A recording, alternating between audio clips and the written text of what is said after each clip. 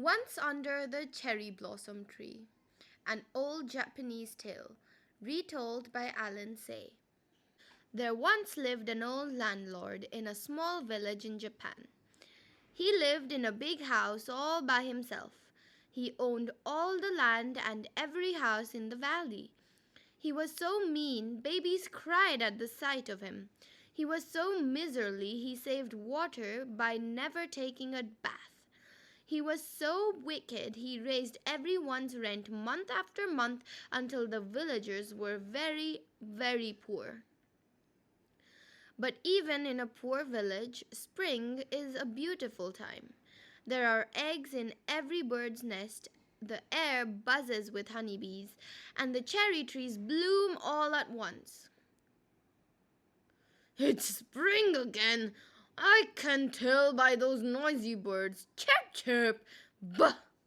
One fine Sunday, the villagers took whatever food and drink they had and went out to the meadow to picnic under the cherry blossoms. They ate and sang and danced the time away. It was the finest day of the year. The miserly landlord went out to the meadow, too. He took a basket of cherries and sat under a cherry tree all by himself.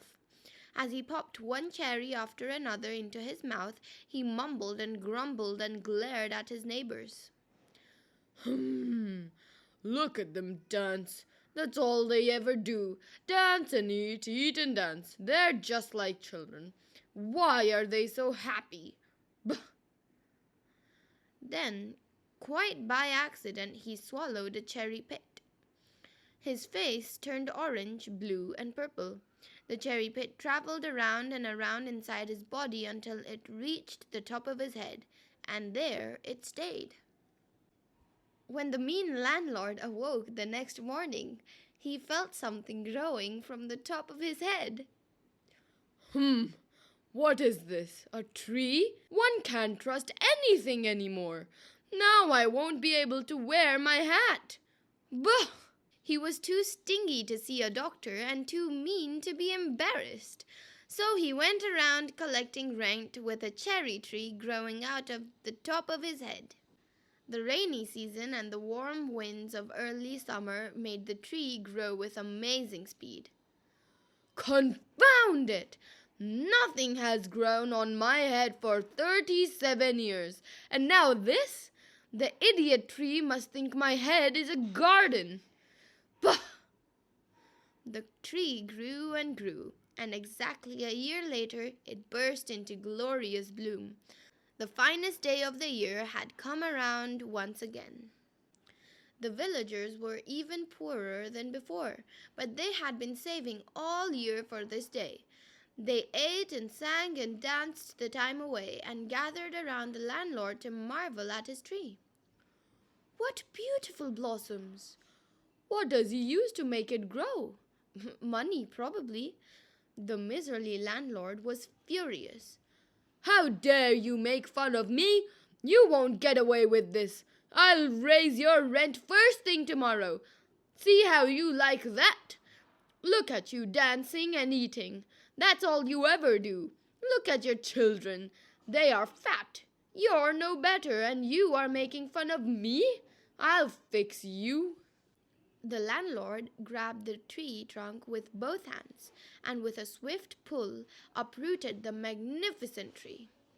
He's gone mad, the villagers shouted. He is mad! Run for it, everybody! The villagers had never seen their landlord quite so angry. They quickly gathered their frightened children and ran home. The next morning, the landlord discovered a large hole in the top of his head. A hole, and it's empty. No wonder I felt light-headed last night. He had never once seen a doctor or a barber or a tree trimmer, and he was not about to start now, so he went around collecting rent with a large hole in the top of his head. The rain of summer soon filled the hole with water. Water in my head, said the landlord. Bah! Puddles are only good for children and mosquitoes. Now I'll have to sleep sitting up, And if I don't, there will be puddles all over my bed. Troubles, troubles, troubles. Bah! But instead of mosquitoes, fish began to swim in the hole on top of the landlord's head. The fish got bigger, and the landlord was rather pleased with that. Now I won't have to buy another carp from the fishmonger. I say it's money in the bank. He came close to chuckling. The landlord looked forward to his afternoon naps in his garden. He always sat up straight to be sure not to lose a single fish, and while he slept, the villagers enjoyed peaceful afternoons. That was the only time the wicked man was not complaining. Taboo, the bravest boy in the village, was the first to notice the fish jumping on top of the landlord's head. One day after school, Taboo sneaked up to the landlord's house. The minute the old man began to snore, Taboo signaled to his friends. "Let's get some fish from the old mister," he whispered. The boys got their fishing poles and fished silently. They were careful not to get their hooks caught on the landlord's nose. Luckily for the boys, the landlord was a heavy sleeper. He snored and dreamed of rice cakes and delicious carp. One day, Taboo hooked the biggest fish the boy had ever seen. The great carp gave a mighty leap and jumped out of the landlord's head with a big splash. The landlord awoke with a start. What's this? Water? Cold water! Oh, you brats! That's my fish!" With an angry shout, he leaped to his feet. "You thieving brats! I am your landlord! How dare you take advantage of me and steal my fish?" Yelling and screaming, the landlord chased the boys into the valley. He was so blind with rage he did not see a rock in front of him, and he tripped. "Woo!" cried the landlord.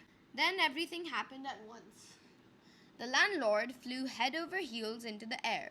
His feet sank into the hole in his head, and suddenly his whole body disappeared.